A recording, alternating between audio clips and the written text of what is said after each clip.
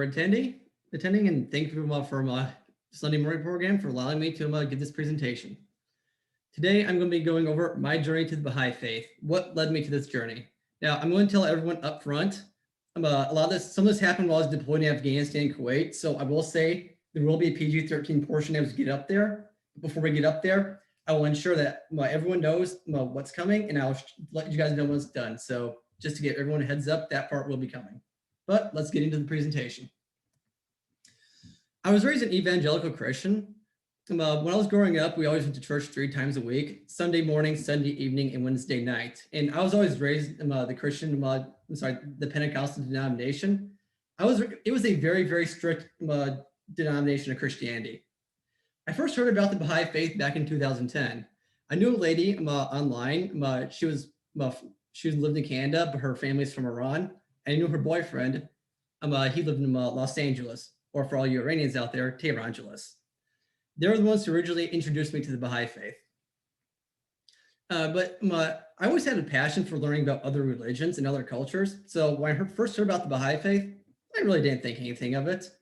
But since I always loved learning about other religions and cultures, I did some digging into it. And I originally started to like what I see.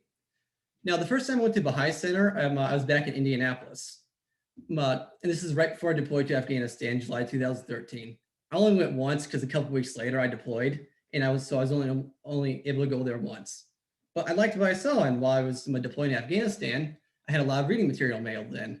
Like one book here, it's God Speaks Again by Kenneth Bowers. I had mailed in, and I read the whole thing cover to cover while I was deployed in Afghanistan. And then I was maintaining contact with these 2 Baha'is, and they just continued to introduce more and more of the faith to me, and I really liked what I saw. Now here's a few points I really liked about the Baha'i faith.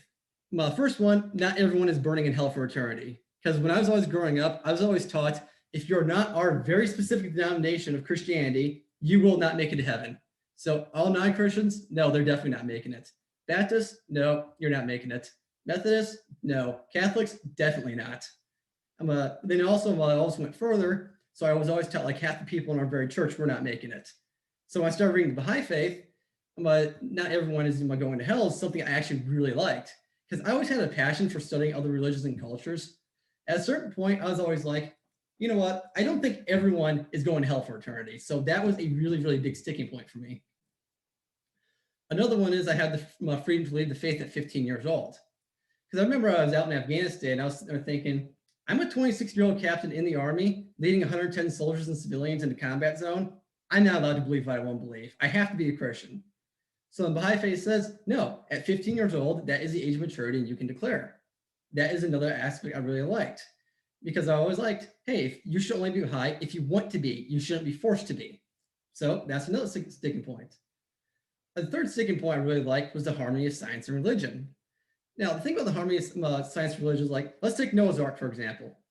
It is logically impossible to fit 2 of every animal in the Ark and then flood the whole world. It's not logically impossible. Not only that, when the whole world was supposed to be flooded, there was recorded history in China. So this is Noah's Ark story is going directly against basic logic. It's also going against recorded history, because in China, the Yellow Emperor was reigning. If it was underwater at that point, there should be no reason that there should be no history there, but there is. When Shoghi Effendi said, no, the Ark is a symbolic story, is not literal. Well, at this point, I didn't have to choose between science or religion. I could have both. Because like another point, the choice between science and religion, if you take the Bible literally, the earth is 6,000 years old. But when you look up at the night sky, you see the stars. If the earth is 6,000 years old, light has not had enough time to come here yet. So some stars would be up there, but many of the stars would still not be there because they haven't had 6,000 years to travel here. And so that's another point I like, because I saw a quote from Abdu'l Baha. It said, faith without evidence is called superstition. Science without religion is called materialism. So I don't have to pick either one. I can have both. That's another sticking point I really liked about the Baha'i faith. A fourth point I really liked was the independent search for the truth. You are allowed to question things, and there is nothing wrong with questioning it. Because when I was always raised, I was never allowed to question anything. They said, this is what the Bible says, and if you deviate from this Bible, you will not make it to heaven. I wasn't even allowed to question my church doctrine, much less the Bible itself. So The Baha'i faith says, no, we have the independent search for the truth. You are allowed to question the faith. That is another point I really, really liked about the Baha'i faith. And so, as I said, I deployed to Afghanistan July 2013. Here's a couple pictures of me in Afghanistan. This picture here on the right, this is the first picture I took of me in Afghanistan.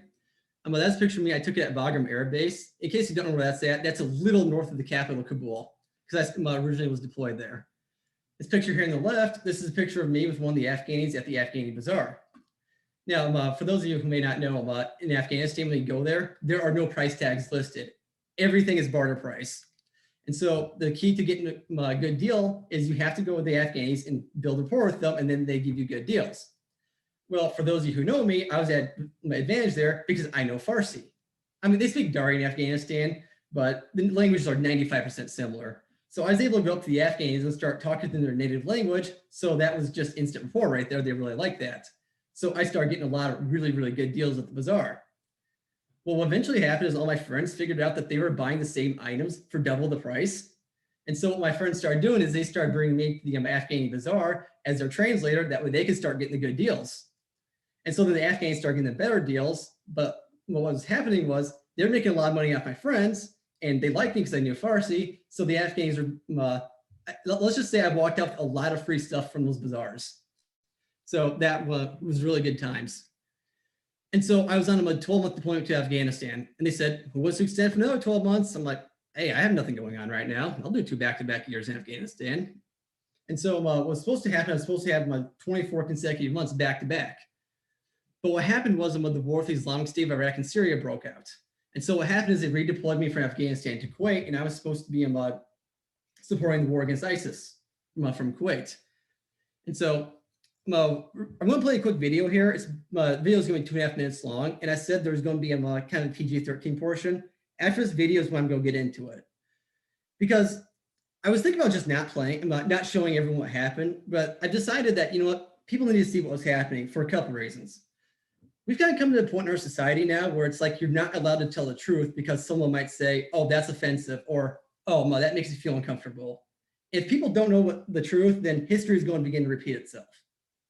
Also, much of what I saw while I was deployed in Kuwait did play an enormous effect on my decision to about the Baha'i faith. So rather than give everyone a watered down version of what happened, I decided, you know what, this is probably going to make people uncomfortable to watch it, but it's a story that needs to be told. And so we're going to play a 2.5 minute video. All this video is going to be is just showing kind of how the lines are moving against ISIS, and then I'll get into what was going on. So we're going to jump right here. Okay, here's what I want everyone to pay attention to, because right here is Syria and their civil war, and right here is Iraq. The groups I'm going to want you to pay attention to for 2.5 minutes are going to be ISIS, it's the black here, and then the Kurds, they're the yellow, and the orange. So those are the 3 groups I'm going to want you to pay attention to, because I will be making many references to the Kurds in my presentation. So here we go.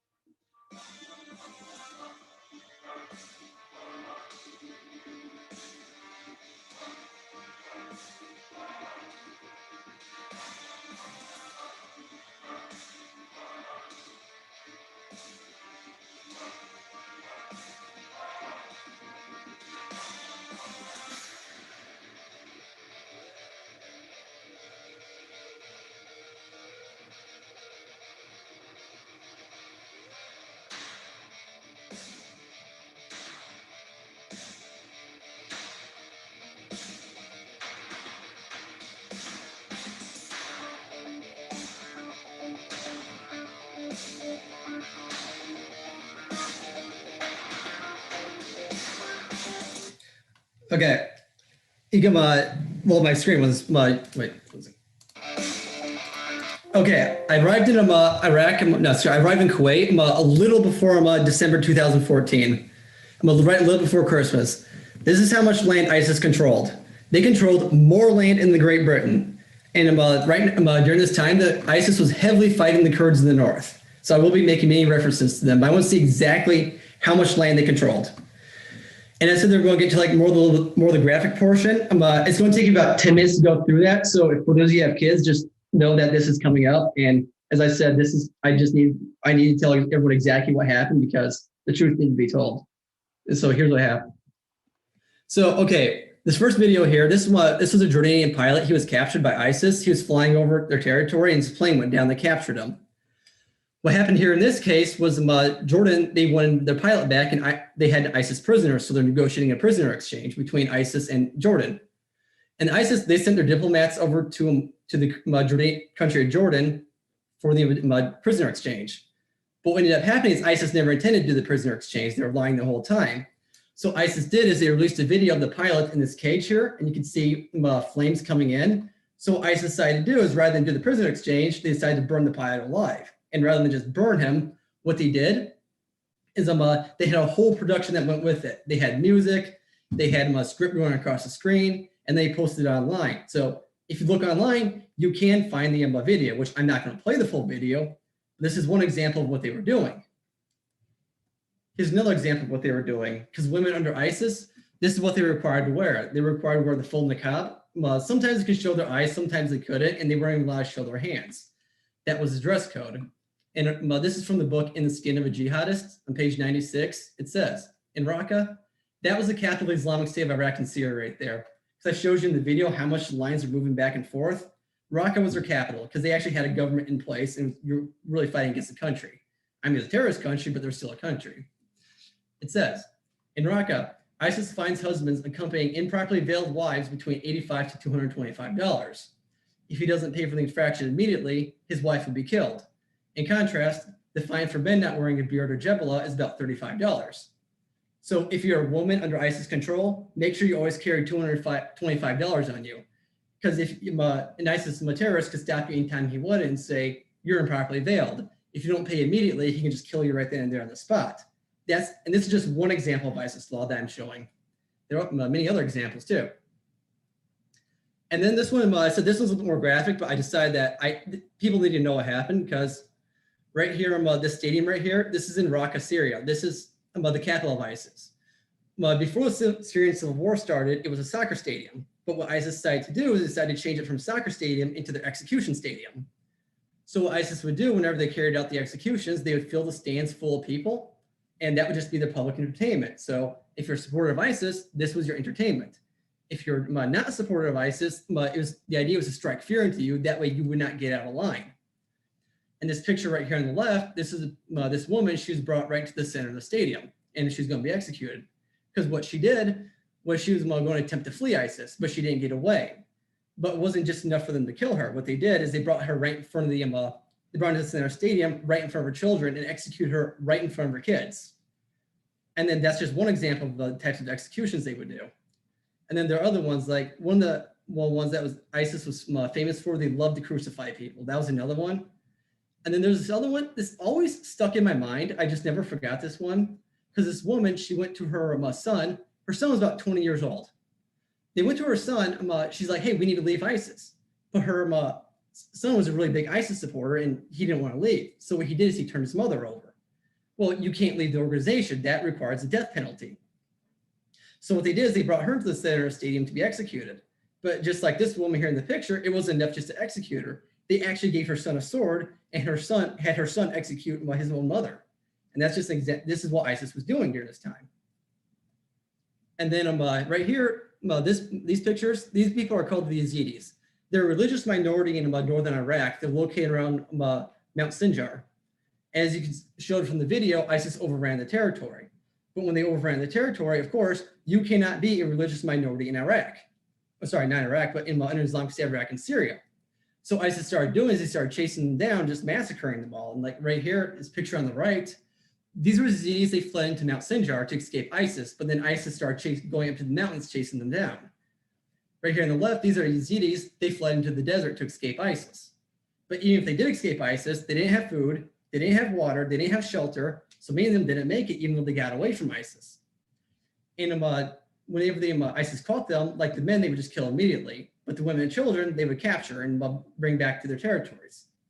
And this picture, next picture right here, these are women who were caught by the Islamic State of Iraq and Syria.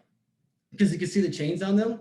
What's going to be happening to them is they're going to be taken up onto the stage and they're going to be sold to ISIS men. And on the right here, these are the prices for the Yazidi women. Women between the ages of 40 to 50 were sold to $42.90. If they're over 50, they just killed them right then and there on the spot. And the younger the woman was, the more valuable ISIS considered them. So women between the ages of 0 to 9 were sold for $171.60. And whenever they sold any of the Yazidi women, what would happen was they'd give whoever bought those women a book. And in that book, it was under ISIS law for how to properly treat your slaves. Because ISIS, they legalized slavery is what they did. And so I'm going to read them a little excerpt. It's from a book here. It's called The Rage for Order. The author of the book, he got in contact from a man who went by the name of Abu Ali. Because Abu Ali, he originally joined ISIS because he believed the propaganda and joined them. But when he got there, he was absolutely appalled at what he saw. And so he ended up defecting. He's able to get away. And he got in contact with the author. And here's the excerpt from the book. The next day, Abu Ali was transferred to another guest house in Fallujah, not far away, which was under ISIS control. This one was crowded with men. Not long afterwards, he was amazed to hear the sound of 2 girls giggling in the next room. Another fighter told them the girls were Yazidis who'd been captured in northern Iraq 8 months earlier when ISIS overran the area and sold hundreds of Yazidi women and girls into sex slavery. They were 13 to 14 years old, the man said. They had been offered to the governor of Fallujah, who didn't want them, so they are being kept here for the moment. Abu Ali had heard about the Yazidi sex slaves, though he'd never encountered any himself. The men called them Sabiya. If you don't know what the term Sabiya is, it's an Arabic term for a captive in a time of war. They're mostly rewards for officers or men who'd done well on the front, not for delinquents like Abu Ali. Over the next few hours, he heard the girls laughing, and once he heard them sobbing. He assumed it was because they missed their families. Later that day, a shouting match erupted among the dozen or so men in Abu Ali's guest house. All of them wanted the Sabiya. It went on for a half hour or so, getting increasingly heated. Then a man in fatigues burst in. He looked like the commander. He asked where the Sabiya were, and one of the men pointed to the door of the next room. He marched in without a word. 2 loud gunshots rang out. The man in fatigues walked out again. Abu Ali, sitting in a chair by the door, stared up froze at him. "What did you do?" he said. The man seemed unruffled. "Those girls were causing disunity between the brothers, so I dealt with them," he said, and he walked out. So this is how brutal of an organization ISIS was. And then coming down to the next picture, these were the ruins of ancient Palmyra, because this was an ancient Roman city that was 2,000 years old. I say they were the ruins because when ISIS captured the territory, they destroyed 2,000 years history. So I told you the PG-13 portion would come there. That portion's done. So the rest of the presentation will be getting better. But I wanted everyone to know exactly what was happening with ISIS, exactly what they were doing, and how this really affected my decision to become a Baha'i. Because I told you during this time, I was talking to those 2 Baha'is, and this is where I hit my initial problem with the Baha'i faith. Because I was talking to those 2 Baha'is, they told me that if I became a Baha'i, I could not do anything to fight back against ISIS because Baha'is are supposed to be pacifists. I was like, that does not make any sense. Because, I remember I saw a quote once from Shoghi Effendi where he said that, yeah, killing a person takes out a lot out of a person's soul, which I 100% agree with him, it does. But what is 1,000 times worse is knowing that you can do something to protect the innocent and not. And so I had to go through a really bad moral dilemma right there.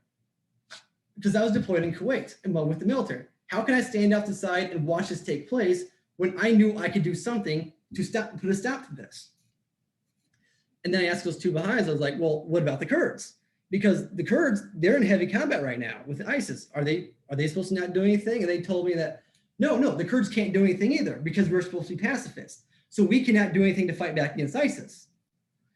And I could never make any sense to this because they told me what it is they said, no, this is putting your principles first. Because if we do not fight back, then people are going to see that basically the Baha'i faith is right. I was like, well, told them like, no, that is not putting your principles first. Because by doing nothing, that is not the moral high road. by doing nothing, it's enabling ISIS because ISIS wants us to do nothing. If no one stands up to them, they're just going to keep going and they're just going to keep doing the same thing over and over again. Because we saw what they just did to the Yazidis. If the Kurds didn't fight back, they would do the exact same thing to the Kurds. So we went round and round and round with each other for a long time about that. And so what I eventually told them was, I was like, look, I will never stand off the side and do nothing while ISIS is doing stuff like this. And I told them, look, I will never do nothing. And when I see God on Judgment Day, I will stand before him and say, yes, I did my part to stop ISIS because I saw what was going on. I also told them, I will never tell the Kurds to surrender to ISIS, knowing the fate that awaits them. Because the Kurds didn't have a choice between peace and war. ISIS is going to fight them. So I will never tell the Kurds to throw their hands up and surrender. Because I told her, I was like, look, inaction and surrender are not synonyms with peace and unity. They're not. So no, that you're not supporting peace and unity. You're just enabling ISIS by doing nothing. And then I also told her, like, look, God would never demand inaction and surrender to evil. Because when we make it up to heaven one day, you're not going to be able to walk into heaven and say, hey, God, give me your throne. And God's just going to say, okay, I can't do anything, give me your throne. No, God is not going to surrender his throne to anybody. So why would he expect us just to throw our hands up and surrender in this world? So after this argument, I told him, like, look, no, I'm not going to become Baha'i. That's what I have to do. I'm going to do my part to stop this war from continuing. So I rejected the Baha'i faith. And so this was a quote I knew at the time. It says, this guy, and I still agree with this quote today, is from a pastor. He was executed by Nazi Germany. He said, silence in the face of evil is evil itself. God will not hold us guiltless. Not to speak is to speak. Not to act is to act. Because I told those two Baha'is, I was like, look, if I don't stand up to stop ISIS, who will? Somebody else is supposed to do it for me is the wrong answer. No, this group needs to be stopped, and there's no reason I should not do my part to stop them. But I do want to make one thing clear. There is no argument over the choice of peace and war. Absolutely, we should choose peace. Absolutely, we should negotiate. And absolutely, we should compromise. I 100% agree with this. But ISIS did not choose peace. And it wasn't a choice between peace and war for the Kurds. It was a choice between do they fight or do they surrender? Those are the choices. And if they surrendered, they would have met the same fate that the Yazidis met. So surrender really wasn't even an option for the Kurds. And I could never tell them not to fight back against ISIS. So after that conversation I had those two Baha'is, I rejected the Baha'i faith. I was like, no, I'm not becoming Baha'i for that reason. And so what happened was I went back to, I did my 6 months deployed in Kuwait, and I was supporting that war against ISIS. And then went back to Indiana University. And when I went back to Indiana University, this is when I got my master's degree in Middle East Studies with an emphasis on Iran. And I started looking at other ideas. I started looking at other religions. I started looking at other philosophies. But I would say nothing really stuck because I could always find inconsistencies in every one of them. During this time, I was also never allowed to decide what I wanted to believe. So I was really not that excited about the church. I mean, I went to church every once in a while, but I was really never passionate about for the reasons I told at the beginning of the presentation. As also during this time, I deployed to the Horn of Africa. That's when I did my 9 months deployed there, supporting the war in Somalia. And so that was my 3rd deployment with the Army. It's also my last one. I mean, I would say I was not a very religious person during this time, but if you asked me, I would have said I'm a Christian. But the only time I ever went to church was with my friends or my family. Other than that, I really never read the Bible. I really never prayed. So it's just, I really wasn't interested in it. During this time, I'd also say, I was really never satisfied with life. It was like something was missing inside. And then 5 years went by. It's like, you know what? I'm going to take one more look at the Baha'i faith because I've looked at so many other ideas that I'll take one more look at it. So about a year ago, right before Christmas, I came over here to the Northern Virginia Baha'i Center. I was like, I'll give it one more try. I mean, there was enough I liked about the faith. I was willing to take one more look at it because I had to remember, like with Christianity, it's like sometimes I'll see people talk about the Bible and I'm like, yeah, that is definitely not in the Bible. Maybe it's the same thing with the Baha'i faith. I don't know. Maybe they told me wrong. So I came over to Northern Virginia Baha'i Center. And when I walked in, the first thing I saw was a security guard with weapons. I was like, well, if these people are pacifists, then they shouldn't have the security guard standing there. So I thought that was a little bit odd. And so I went in and talked to a couple of the people. I talked to a lady from, her and I sat down. We talked about, say, 30 to 45 minutes with each other. And I asked her about this, like, look, would I have been required to stand outside and do nothing about this? And she told me, no, you are not allowed to do anything because as a Baha'i, you have to be a pacifist. That is not allowed. I will say that put a very, very bad taste in my mouth. And so I just kind of like, okay, we continued talking. And then I walked out the door. I was like, okay, I'm probably never coming back here ever again. And so later on that week, I kept having a really strong urge. It's like, no, go back, go back. It's probably God telling me, no, go back and ask again. So I went back a few more times to the Baha'i Center, and I was standing in the, I was standing in that little bookstore that we had, reading some of the material. And when the ladies came in, she's like, I've seen you coming here a few times, but you haven't declared. May I ask you what's going on here? And I told her about a lot of what happened in Kuwait, where basically what ISIS did to the Yazidis. And it's like, I don't know if I could ever stand off the side, justify doing nothing when I saw that. And she looked at me and goes, no, that is a misinterpretation right there. You do not have to be a Baha'i and a pacifist. You are absolutely allowed to defend yourself. So like, okay, I got 3 Baha'is telling me I have to be one Baha'i telling me, no, I do not have to be one. So I thought, okay, it is up for discussion. There's obviously there's not unanimous agreement among the Baha'is. And she told me that in the Baha'i faith, we have something called the independent search for the truth. And then, so what I'm allowed to do is, no, go to the reading material and you can look at that yourself and you can decide for yourself what you want to believe. It's like, okay, so I'll do that. And I started looking at some of the verses, and here's the first verse I found. It said, arms and armaments will then be nowhere needed beyond that which is necessary to ensure internal security of the respective countries. And that's from Baha'u'llah. Here's what stuck out to me there. He says, arms and armaments will be needed. That is not pacifism. And the purpose of these arms and armaments is for the internal security of the respective countries. So I was like, okay, don't do that massive military buildups that leads to war, but also don't go to the other extreme where we can't. So Baha'u'llah right here said, no, there will be a military in place, and it needs to be for self-defense purposes. That's what that verse told me right there. So it's like, okay, maybe I am allowed to do something to ISIS, and maybe I don't have to tell the Kurds to surrender to ISIS, knowing what was going to happen to them. And then here's another verse I found. This is from Shoghi Effendi. It said, a world order backed by an international force will carry out the decisions arrived at and apply the laws enacted by this world legislature and will safeguard the organic unity of the whole community. Here's what stuck out to me there. Backed by an international force. That is a military. That is not pacifism. Because even Shoghi Effendi said, when this global order is built, there will be a military in place. So the purpose of the military isn't to go run out and start fights. It will be to safeguard the organic unity of the whole Commonwealth for defensive purposes. Because like this, then I had to reflect back to what I saw with the Kurds. The Kurds, they had to pick up weapons and fight back against ISIS because they knew what was going to happen to them if they didn't. And so this really stuck to me that even hundreds of years from now, when the global order is built, there will still be a military in place for defensive purposes, and it's their job to safeguard the Commonwealth. That is not pacifism.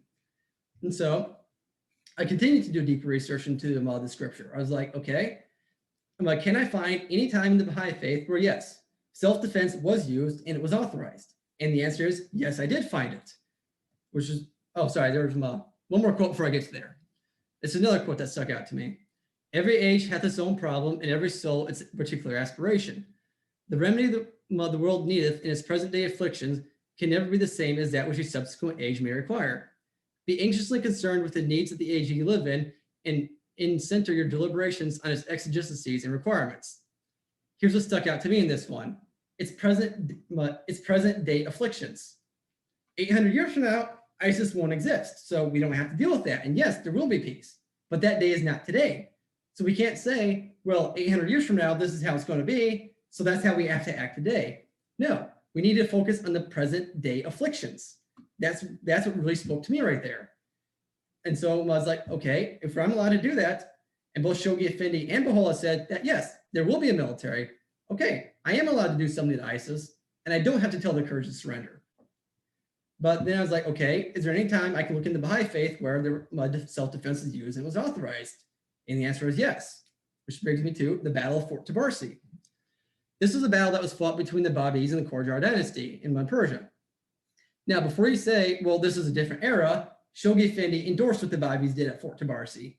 And I will, at the end of my Fort Tabarsi part, I will show you exactly where Shoghi Effendi did that. And this is also significant because half the leaders of the living were killed here, including Bull Hussein and Qudus. And for those of you who may not be Baha'is, if you don't know who the letters of the living are, those are the first 18 members who declared to follow the Baha. Because like Jesus, he had his 12 disciples. the letters of the living, there were 18 of them, and those are the first 18 who followed. Mullah Hussein, he was the first one who recognized the Bab as a manifestation, and Qudus was my number 18 in letters of the living. And in case you don't know what a manifestation is, it's whoever God decides to bring his revelation to, and they're the ones who bring the revelation to the world. So like Moses, he was a manifestation, Jesus is a manifestation, the Bab is a manifestation, and Baha'u'llah is a manifestation. So that's who they are. And this is also significant because this is the first time the government began to suppress the Babis. And so let's get up to what led to the Battle of Fort Tabarsi. It started off with the trial of the Bab. Because the Bab, when he was declaring to be a manifestation, the clergy and the government officials did not like that at all, because what the Bab was doing was he was upsetting the established powers. And so they were like, we have to humiliate, we have to get rid of the Bab. So what they decided that they were going to do is that they were going to bring the Bab up on stage in front of thousands of people with clergy there and government officials, and they were going to show him for the fraud that he is and just absolutely humiliate him. So when the day for the trial came, thousands of people were in the audience. This was the talk of the whole country. Everyone wanted to see the trial of the Bab. The Bab walked up on the stage. He looked around. All the chairs were taken except for the honor chair. And that was the chair for the Prince of Persia at the time, who was Prince Nasruddin.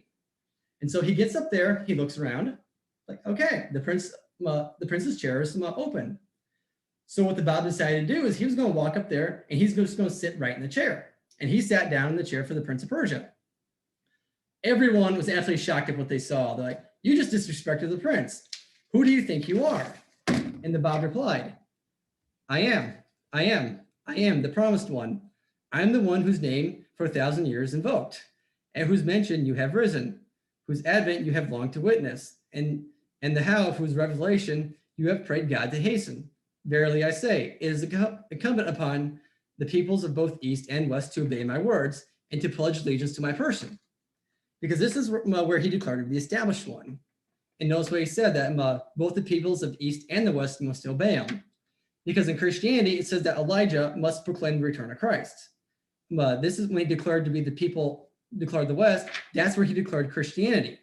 That's where he fulfilled the role of Elijah, fulfilling the biblical prophecy. And so during this time, the religious clergy were just they were just angry at what he said. Like, you cannot say this, that's blasphemy, you're an imposter. So without getting into all the details, there's an interrogation of the Bab that followed. And long story short, the Bab triumphed into the interrogation and he just absolutely humiliated them all. And so they were not very happy, so they had the Bab taken out and bastinadoed. And if you don't know what that means, it means they whipped the soles of his feet, and that's what they did to him because he was right. And so during this time, the Babis and Mullah Hussein were not very happy that the Bab was being held in prison. And so Mullah Hussein traveled to the region to demand the release of the Bab with a couple hundred other Babis. And they ended up in the town known as Bar Farouche. That town was located in the province of Mazandaran. It was no coincidence they ended up here because Bar Farouche was the hometown of Qudus, and they needed to find provisions and rest. That way they can continue their journey. They couldn't go to a small village with like 50 people because there were a couple hundred Babis traveling there, and they couldn't, the small village wouldn't be able to have enough provisions and rest for them. So what happened was they had to go to a larger town, and Bar Farouche was along the way, so they ended up there.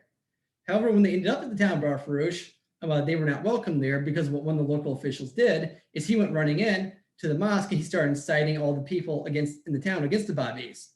So when the Babis arrived, they were attacked by 3,000 to 4,000 villagers. And the Babis did everything they could to defuse the situation because they didn't want to fight back. But the villagers wouldn't have it, so Mullah Hussein ordered the villagers to open fire in self-defense. And it's like what knows to me is Mullah Hussein didn't say, no, we're not allowed to fight back. No, they did everything they could to defuse the situation before defending themselves. That is what was significant to me when I read that. And then afterwards, the locals are actually very angry at the Babis by this point, even though the Babis did nothing wrong. So the Babis agreed that they were going to leave the town Bar Farouche and head for a mall to get out of there before things became worse. But they hit an enormous problem when they were leaving. Because the Shah of Persia, he passed away at the time. The Shah passed away on 4th September, and the conflict in Bar Farouche took place on 11th September. So at this point, the country was beginning to plunge into chaos, so they couldn't just get out. So what they had to do is they had to get a guide to take them through the hills and the forest. That way they'd get out, because if they just walked down the road, they'd probably be waylaid and probably robbed. And so they needed to find someone who'd get them out. But on a little side note real quick, it says in the Bible, and I will set my throne in Elam, which is a Persian in the 1800s, modern day Iran, and I will destroy from thence my kings and princes, saith the Lord. But it shall come to pass in the latter days that I will bring again captivity to Elam. When the Bab sat on the throne for the prince of Persia, that's where he fulfilled the prophecy in the Bible, I will set my throne in Elam, which is Persia. And thence I will destroy the kings and princes. Right after the trial of the Bab, the Shah passed away. The prime minister was exiled soon afterwards.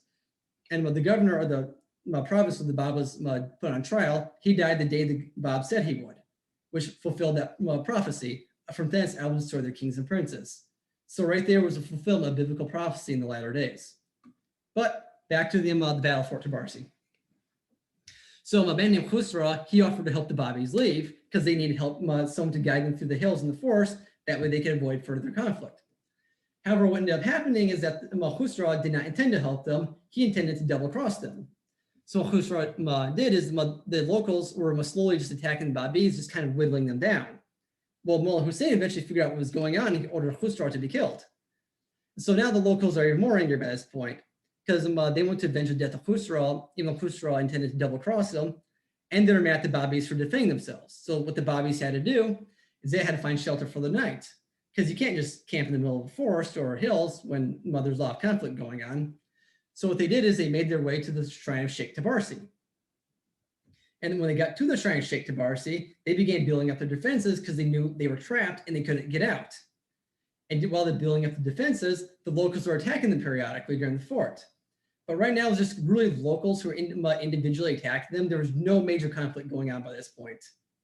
Because with the Shah passing away, all the governors and chiefs, they all went to Tehran for Shah Nasruddin's coronation. And so there was really no government forces during this time. Well, while the Babis are building up their fort, Baha'u'llah arrived at the fort. And so Baha'u'llah, he inspected the fort and complimented the Babis on what they accomplished. Baha'u'llah also said that Qudus should join the fight because the Babis would be able to fight better. And here's what I found interesting. Baha'u'llah didn't say, no, you're not allowed to fight back. No, you're not allowed to defend yourself. Baha'u'llah looked at the fort and said, no, great job building the fort defenses. Oh, and not only did you do a great job of building the fort defenses, Qudus should join because having his presence there inspires the rest of the Babis to fight better. And remember, Qudus, he's the last letter of the living, number 18. So that's what Baha'u'llah did at the Battle of Fort Tabarsi. And it says in the Dawnbreakers, ere he departed, Baha'u'llah enjoined them to be patient and resigned to the will of the Almighty. If it be his will, he added, we shall once again visit you at the same spot and shall lend you our assistance. You have been chosen of God to be the vanguard of his host and the establishers of his faith. His host verily will conquer. Whatever may befall, victory is yours, a victory which is complete and certain. With these words, he committed those valiant companions to the care of God and returned to the village with Nazar Khan and Sheikh Abu Turab. From thence he departed by the way of north to Tehran. Here's what I found what was interesting what Baha'u'llah said right there. If it be God's will, we shall return and lend you our assistance. I mean, I can only think of one reason he would return to the fort during the battle, and that would be to fight with the Babis. So Baha'u'llah didn't say, no, you shouldn't fight. He said, no, if it's God's will, I will return and I will fight with you. That's what Baha'u'llah said right there. And so then the Battle of Fort Tabarsi began after Baha'u'llah departed. Now, I'm not going to get into every detail of the battle, but because I was in the Army for 12 years, I did 3 deployments to the Army. I could go on for hours about that. The point of why I'm saying this is when I was making my journey to become a Baha'i, this is what I saw. This is what really spoke to me a lot, especially after I was deployed 3 times and I saw what happened to the Yazidis out in Iraq. This is what spoke to me a lot. So that's the point of why I'm doing this for. But at the start of the Battle of Fort Tabarsi, the Babis decided that they were going to be the ones who attacked first because they did everything they could to defuse the situation and they couldn't. So the Babis thought, okay, rather than just wait to have everyone mass out there outside the fort, let's attack first. So the Babis attacked. They killed about 70 of the enemies, including the commander, and the battle lasted for an hour. And this was an enormous victory for the Babis because they captured enough ammunition, provisions, which are food and water, and over 100 horses. So now they had the fort and they had everything they needed to defend themselves. And this victory was an enormous humiliation for the government forces. So the Shah ordered that, Shah Nasruddin, he ordered that the Babis be wiped out in response to their victory. And Baha'u'llah, he attempts to join the battle. because as Baha'u'llah said, if it be God's will, I will return and I will fight with you. And so Baha'u'llah set out with some of his companions from north to Fort Tabarsi with his, he set out. But Baha'u'llah did not make it to the battle of Fort Tabarsi because the patrol intercepted him along the way. And he's presented to the acting governor Al-Mul, because during that time, the governor Al-Mul, he was at Fort Tabarsi fighting with the government forces against the Babis. The acting governor was very sympathetic towards the Babis and immediately recognized having Baha'u'llah brought in. But since he was the acting governor, he did not have the authority to have Baha'u'llah released. So he said, look, I have to let the ulama, those are the religious clergy, I have to let them question you, and then I'm going to have to send you to prison. And then when the governor responds, you will be allowed to leave. And so the ulama questioned Baha'u'llah, without getting into all the details. If you want to read the details, it's all in the Dawnbreakers. But Baha'u'llah ended up humiliating just the government. He ended up humiliating the clergy, and they didn't like that. So Baha'u'llah was forced to go to prison around here. But it wasn't a Black Pits of Tehran style prison, but also wasn't exactly a Paris 5-star hotel either. The acting governor was sympathetic towards them, so he did what he could, but a prison is still a prison at the end of the day.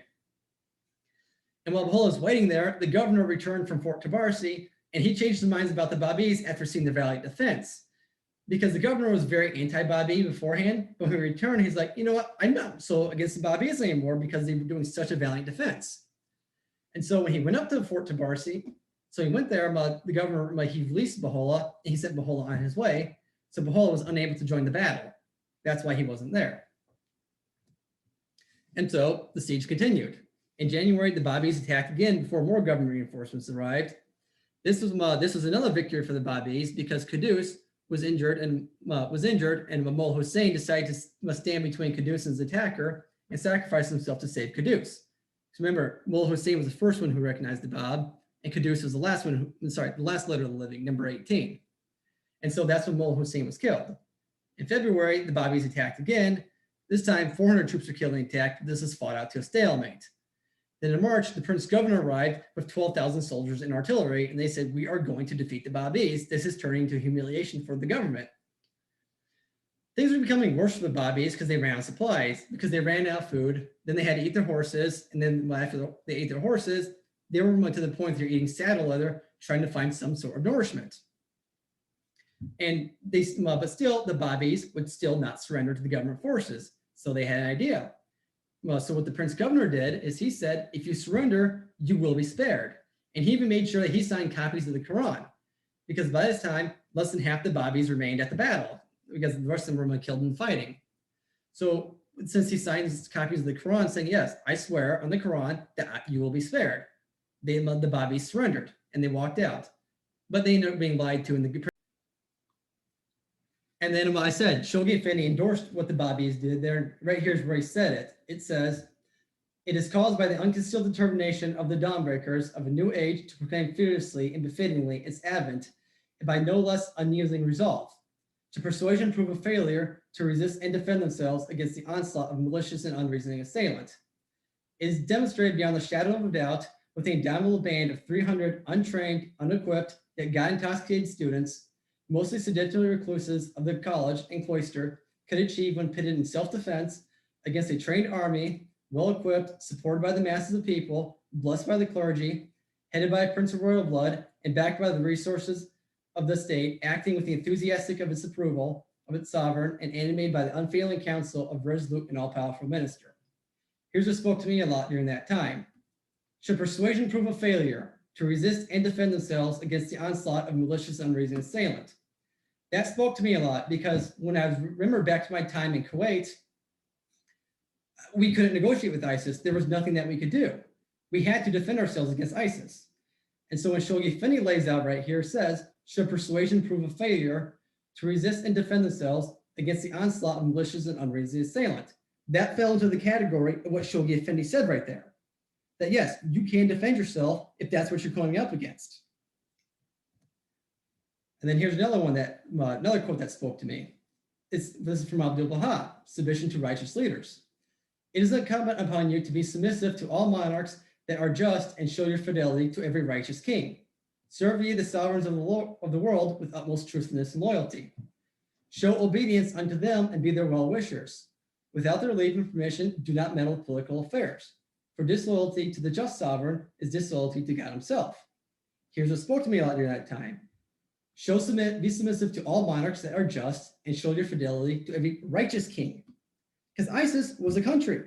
They had their own government. They were minting their own currency. They had their own laws. But it's like, I could never justify having to submit to ISIS. It's like, even though it's a country, it's like, why would I submit to them?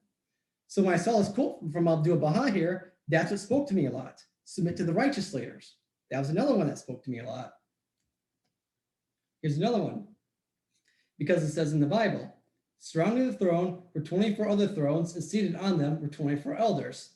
They were dressed in white and had crowns of gold on their head. That's Revelation 4, verse 4. Shoghi Effendi said, regarding the 4 and 20 elders, the masters in the tablet stated that they were the Bab, the 18 letters of the living, and 5 others who will be known in the future. So far, we do not know who these 5 others are. Here's what I noticed. The 18 letters of the living are sitting up in heaven right now next to God, and half of them were killed at the Battle of Fort Tabarsi. So even though they defended themselves, they still get the prime position right next to God in heaven. That's what spoke to me a lot. That yes, you are allowed to defend yourself. Here's what the Universal House of Justice has to say. Baha'is recognize the right and duty of governments to use force for the maintenance of law and order and to protect their people. Thus, for a Baha'i, the shedding of blood for such a purpose is not necessarily essentially wrong. The Baha'i faith draws a very definite distinction between the duty of an individual to forgive and to be killed rather than to kill, and the duty of society to uphold justice. This matter is explained by Abdu'l Baha in some answered questions. In the present condition of the world, Baha'is try to keep themselves out of internecine conflicts that are raging among their fellow men and to avoid shedding blood in such struggles. But this does not mean that we are absolute pacifists. And so when I read this, it's like, okay, absolutely Baha'is recognize right here, recognize right and duty of governments to use force for the maintenance of law and order. So I didn't have to stand up to the side and watch that whole thing happen in Kuwait. I didn't have to tell the Kurds that, no, you're not allowed to defend yourself. So I had this from the Universal House of Justice at the Battle of Fort Tabarsi, which Shoghi Effendi endorsed, quotes from Abdu'l Baha and from Baha'u'llah after he began a manifestation saying, yes, there will be a military in place. And when I saw that, that's when I was like, okay, I can defend myself. I don't have, the Kurds are allowed to defend themselves. And that's when I decided to make the jump over to becoming a Baha'i. From Shoghi Effendi, the structure, importance, implications, benefits, and possibilities of the New World Order cannot be understood at the current time, but only through time will it become obvious. Instead, only the guiding principles underlying the New World Order can be generally outlined. Because what Shoghi Effendi did, he gave us the principles to follow, and he gave us the end destination. But the how is on us. And with the how, that's on us to figure out day by day how we're going to achieve that. Then I'll end with a quote, and then we'll come over to questions and answer. It says, peace is our profession. That's from the United States Strategic Air Command. They follow the United States Air Force. Because in the Baha'i faith, it says America has a special role in the formation of the global commonwealth and a special role in the great peace. And that's what we support here in America, global peace. And that's why I chose to wear the uniform for 12 years. And that's why I chose to volunteer for 3 deployments with the Army. So with that, we'll come over to question and answer.